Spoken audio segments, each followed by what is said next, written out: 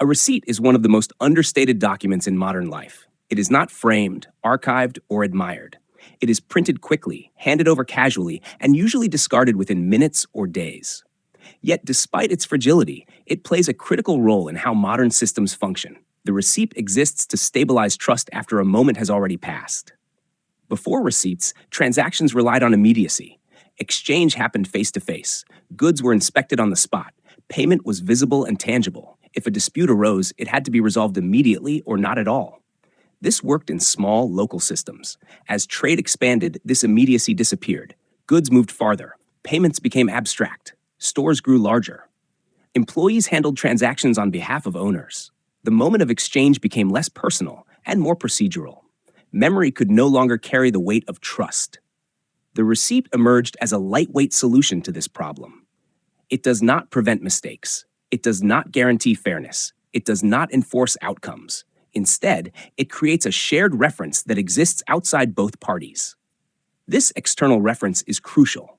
Once a receipt exists, the transaction is no longer just a story someone tells. It becomes a recorded event, not authoritative in itself, but verifiable when compared to systems behind it. The design reflects this limited but precise role. Receipts are intentionally minimal. They include just enough information to reconstruct the transaction later: what was purchased, when, where, and for how much. Anything beyond that would increase cost, complexity, and friction. The material choice is revealing. Thermal paper is cheap, fast, and temporary. Ink fades, paper yellows. The receipt is not meant to be permanent. It is meant to bridge a short window of uncertainty. That window is where disputes live: returns, refunds, accounting, reconciliation. The receipt exists for these moments, not for everyday use. Most receipts will never be needed, but the system depends on the fact that they could be. This is a common pattern in invisible design. The object exists to handle exceptions, not the norm. The receipt also shifts responsibility subtly. Once printed, the burden of record keeping partially moves to the customer. You are given the proof. If you lose it, the system often treats the transaction as unverifiable. This may seem unfair, but it scales. By distributing responsibility, the system avoids centralizing every possible dispute. The receipt becomes a shared artifact rather than a centrally enforced one.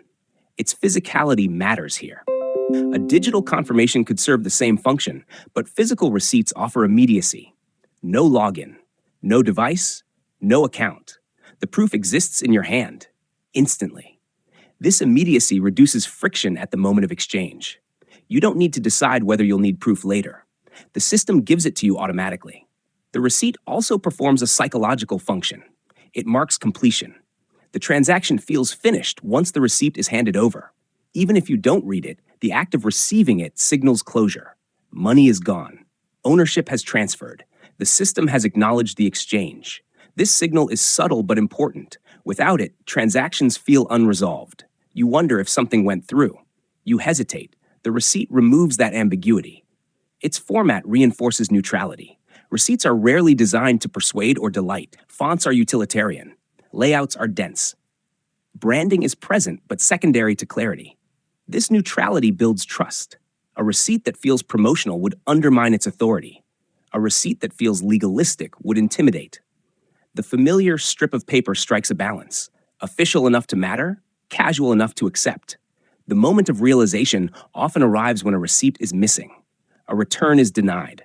A reimbursement is questioned. An expense can't be justified. Suddenly, a piece of paper you ignored becomes the difference between resolution and frustration. You realize the receipt wasn't for you in the moment. It was for later you.